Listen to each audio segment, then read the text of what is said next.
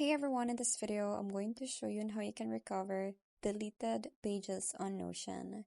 So the first step that you have to do is open your Notion, log into your account, and then from here, what you're going to do is just click or check your side menu. So if you're going to scroll down, you will see the trash in here. So as you can see, you can restore deleted pages from here. So you're just going to click on that one and you will see here your deleted pages, magazines, and everything in here. So what you're going to do is just find the page that you're going to recover. So if you're going to recover this one, you just have to click and then restore page. So just have to click on this one to fully restore it, and there you have it. You already have it and restored in your Notion account.